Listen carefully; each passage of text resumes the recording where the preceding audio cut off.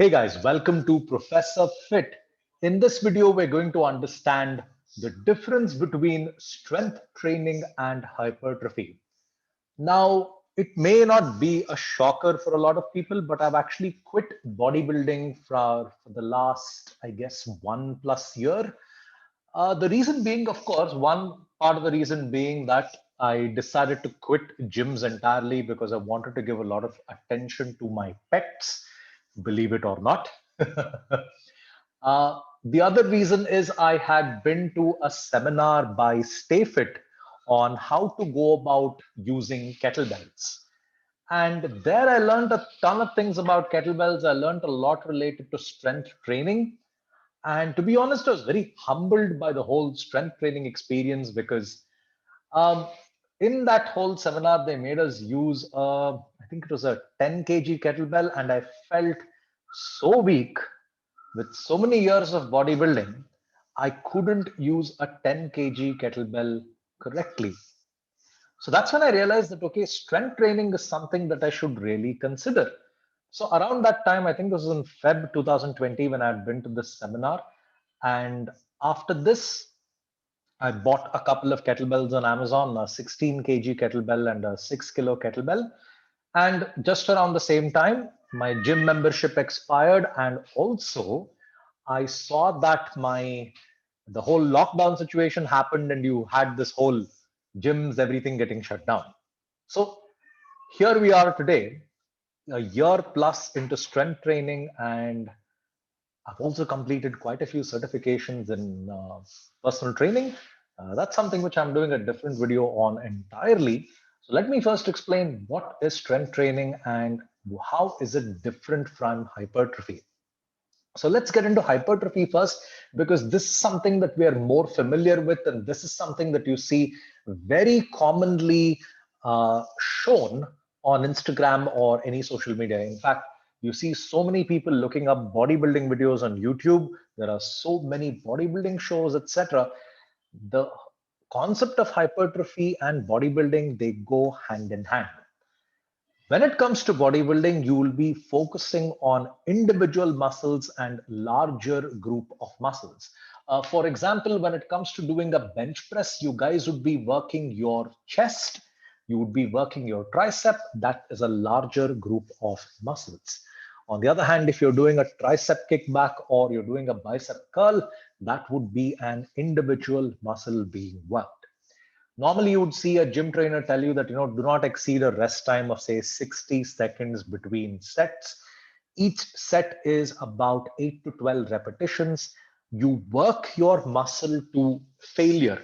So what I mean by failure here is that you see the buildup of lactic acid in your muscles when you are doing these exercises. Lactic acid is that burning sensation you experience in the last 2 or 3 repetitions, and it's that 2 or 3 repetitions in the end that's going to work and build your skeletal muscles.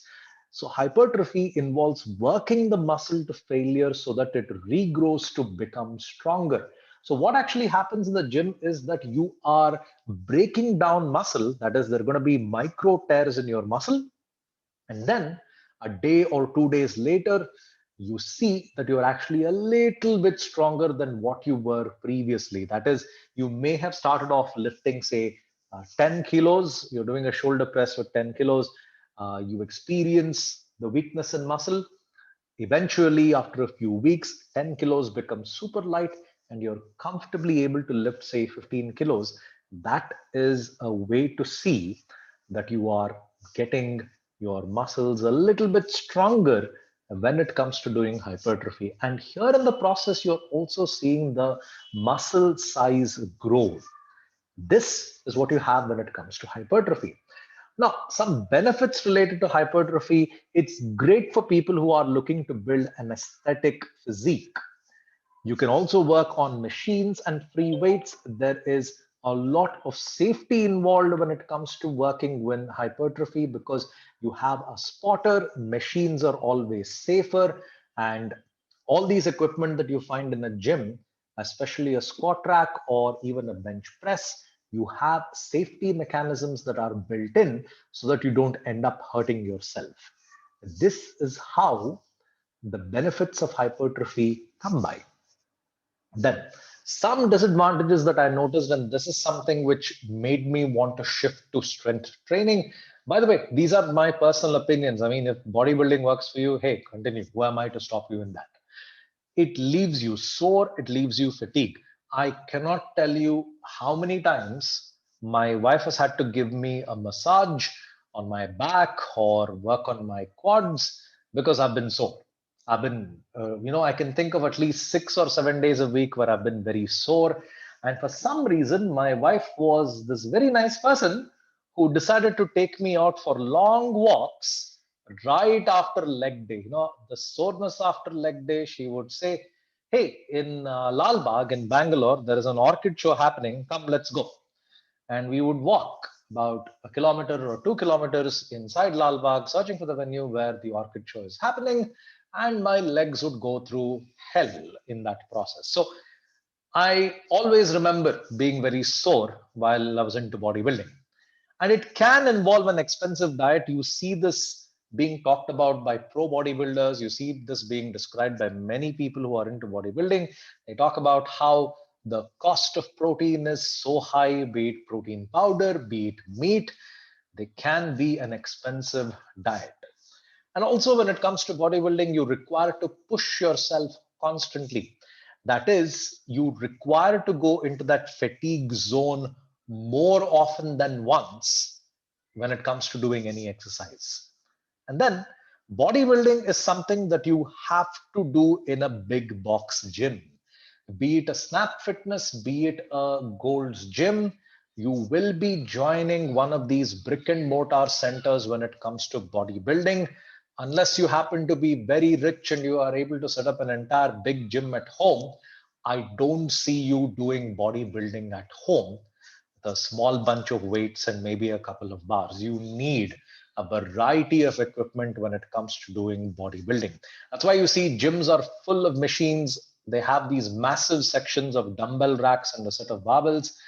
It's because you will be working your individual muscles a lot. Hence, so many equipment are there. And there are even some equipment just for specific muscles. For example, I train at a gym in Bangalore called a Solo Fit. They have very unique equipment, such as there is an equipment just to train your glutes. So you can imagine why you need to do this in a gym and you can't really do this at home. Then, strength training. This is my newfound love. Strength training is something that is as ancient as human civilization. You see in Hindu mythology how Bhima is so versatile with the Gada. And if you really get into the details of the whole story of Mahabharata, you can actually see how complicated it is to use something like the Gada. You can imagine the whole Duryodhana and the Bhima fight with the Gada, how it may have worked. So there is strength training in its most primitive sense. Greek mythology, pretty much every Olympic event is a symbol of strength training, be it long jump, where it involves tremendous force production in the lower half of your body. That's strength training. Plyometrics is strength training. Strength training also has a greater emphasis on core training. Now, core training doesn't just include the six-pack abs which bodybuilders chase. Strength training includes your lower back, it includes your obliques, it also includes the upper part of your hips, a bit of your rectus femoris as well. So that's your leg muscles as well. All these things are part of your core. In strength training, you do 2 to 6 repetitions per set. And the reason why we do just 2 to 6 repetitions per set is only because when it comes to lifting weights in strength training, you are lifting 80 to 95% of your 1 rep max. So if you were to test your 1 rep max, for example, the last I did a bench press, I could lift a maximum of 75 kilos for 1 repetition.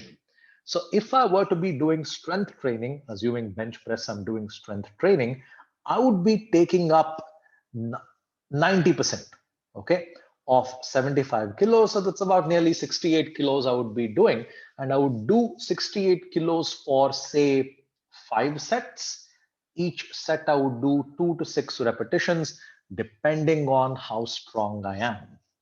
Also, the rest cycles in strength training are pretty long. You can go as long as 5 minutes between each set when it comes to doing strength training. So that's quite a lot of rest that you get. You get that kind of rest because you are lifting a lot of weight, you are doing a lot of work. Hence, you have that longer rest cycle.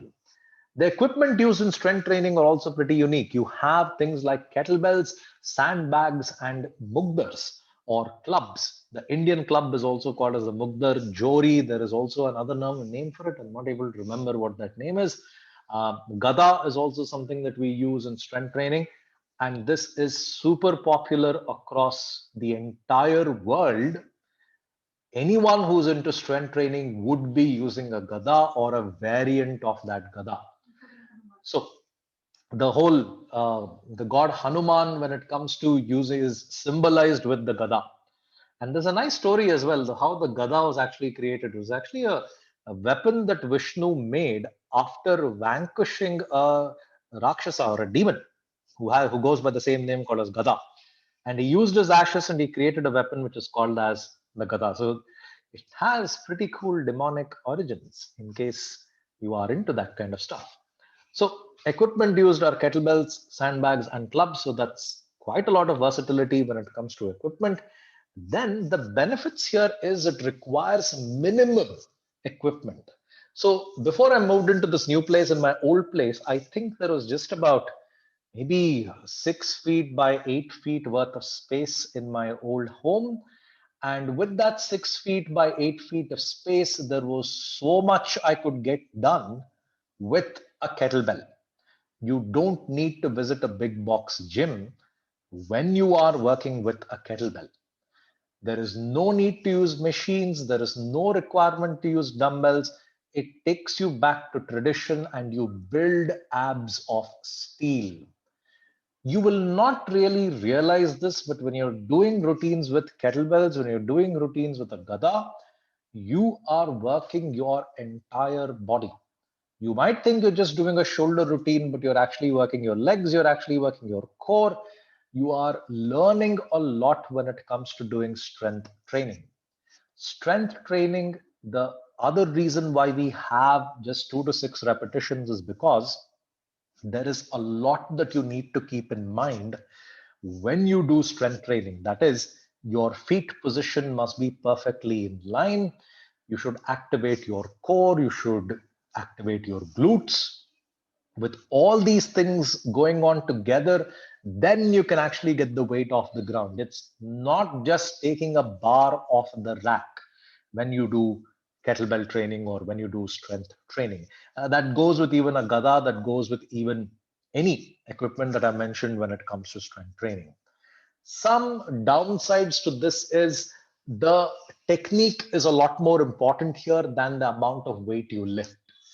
No one in kettlebell training is going to give a damn if you have a PR, like how they do in bodybuilding, where people show off that I could lift 150 kilos in a deadlift or I could do 200 kilos in a deadlift. You see viral videos about this. In fact, Eddie Hall, a person I deeply love and respect, when he did the 500 kg deadlift, the entire world was shocked. That's a PR. You don't see people in kettlebell training do PRs because if you bring ego into strength training, you will undoubtedly hurt yourself in that process. This has happened to me on more than one occasion. In fact, my wife is terrified of the couple of mugdars that I have in my home gym. Whenever she sees me exercise with the mugdar, and lucky for me, I exercise only when she's asleep. If she happens to be awake at that time and she sees me using the mugdar, she is very uncomfortable. In fact, she has had a fight with me saying that she will get me one of those cricket helmets, that I should wear it when I exercise. And I understand where that comes from, because there is one instance where I lost concentration while doing a gada or a mace workout, and I did end up hurting myself on the head with a 14 kg gada. And that's not very pleasant when you get hit on the head with that. The other thing about strength training is there is no spotter. So you might wonder, how the hell did I end up hurting myself?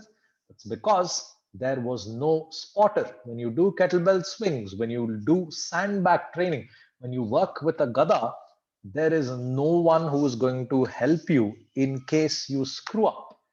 If you read these manuals on strength training, they ask you, I mean, the author mentions there, what do you do if you screw up? And they very politely tell you that, you just come to the side. You just drop the weight and hope it doesn't hit you on the way it comes down. You just try to jump to the side. This is what makes strength training such a unique thing to consider for your exercise requirements. And then my personal opinion here is it all depends on your goals. What do you choose entirely depends on your goals. If you want an aesthetic physique, if you're very particular that your shoulders should look like these, shot put balls, if you want, the definition on your legs, which should look like the treads on a tire, go ahead.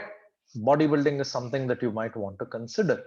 But if your goal is to have an athletic physique, for example, everyone into basketball, everyone into cricket is into some type of strength training, be it sandbags, be it kettlebells, or be it club training. They're all into some type of that. So if your goal is to develop an athletic physique, if your goal is to move better, if your goal is to strengthen your joints, you should really consider strength training. The other thing which I forgot to mention about strength training is that the cost of getting these equipment and using it in your home is negligible. For example, I would advise men to start with a 16 kg kettlebell. That's going to cost you about 2.5K on Amazon. Women can go with a 14 or a 12 kg kettlebell. That's going to cost you about 1,800. A 16 kg kettlebell, if you know how to use it right, is going to last you 2 years. So you are spending 2.5K or less than 2K for 2 years. That's hell of a lot cheaper than visiting a gym. And you really don't need a lot of space when it comes to doing strength training. That is something that I really love about this. And then finally, my personal opinion, strength training is more sustainable than bodybuilding only because going to a gym can be very inconvenient considering the current situation the world is in. The other inconveniences that I noticed is the constant soreness.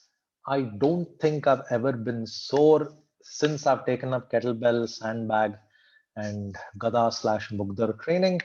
That's something that I really love, and I do not miss the soreness. I do not like the fact that climbing stairs was hell, or going out for a walk with my wife was extremely painful. This is something that I do not miss when it comes to bodybuilding. Did I lose something in the end? Yeah, a little bit of gains I lost, but nonetheless, I do feel stronger. And the whole mindset is something that also strengthens when you go about doing strength training. So, with that said, folks, thank you for listening to Professor Fit. If you want more content, do follow me on Instagram. I'm also a ACE, that is American Council of Exercise Certified Personal Trainer, and also the National Federation of Professional Trainers. I also have a Certified Professional Trainer certification from them. I also have two functional fitness certifications as well, one from NFPT and the other one from Nesta. So that's it, guys. Thank you for listening. My Instagram handle is professorfit at professor.fit. So do find me there for more content and maybe some more updates related to my cats. See you guys. Have a nice day. Bye.